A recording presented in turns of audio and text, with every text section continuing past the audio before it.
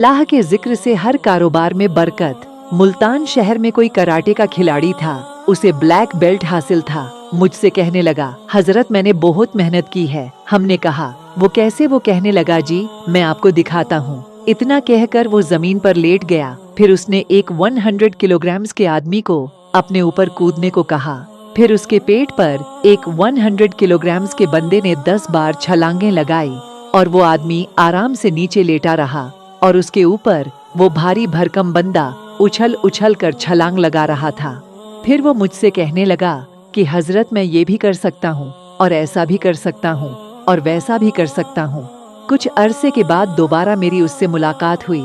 मैंने पूछा, भाई क्या हाल है आपके? वो कहने लगा, हजरत मेरा क्लब पूरे शहर में कराटे में सबसे बड़ा है और मैंने कॉलेज की लड़कियों को कराटे सिखाने के लिए एक ब्रांच खोली हुई थी। क्लब खुलने के बाद मैं एक बार वहां गया तो मैंने वहां की हालत देखी तो मुझे सब अजीब लगा, तो मैंने उस ब्रांच को बिल्कुल बंद कर दिया। ये पहली बात हुई। दूसरी बात ये कि मैंने अपने बच्चों स्टूडेंट्स को समझाया कि भाई हम एक दूसरे पर अटैक करते हैं और जबान से एक बेमानी सा लफ्ज निकालते हैं, तो इसके बजाय हम अल्लाह का लफ्ज क्यों न निकालें। उन्होंने कहा, ठीक है। मैंने कहा कि तुम्हें अब फाइट करनी हो या अटैक करना हो, सब अल्लाह के लफ्ज से अटैक करना।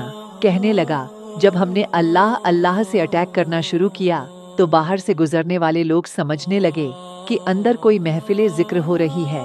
लोग दरवाजे पर जमा होकर कहने लगे कि हम भी महफिले जिक्र में आना चाहते हैं। जब वो अंदर आए तो उनको पता चला कि जनाब यहाँ तो कराटे सिखाए जाते हैं। बीवी तो बहुत परेशान थी कि लड़कियों की क्लास बंद हो गई, अब आमदनी अर्निंग कम हो जाएगी। लेकिन जब नेक लोगों ने देखा कि यह नेक आदमी है, हमारे बच्चे भी इससे सीख सकते हैं, तो उन्होंने अपने बच्चे भी भेजने शुरू कर दिए। इस तरह लड़कियों की क्लास की तलाफी हो गई तो हमारे लड़कों की तादाद पहले से 3 गुनी हो गई। अल्लाह ताला ने रिज़्क में भी इजाफा कर दिया। अब देखिए कि दिल में मोहब्बत इलाही आई तो फिर एक दूसरे के साथ खेल कूद में भी अल्लाह याद आएगा। यह मोहब्बत चीज ही ऐसी है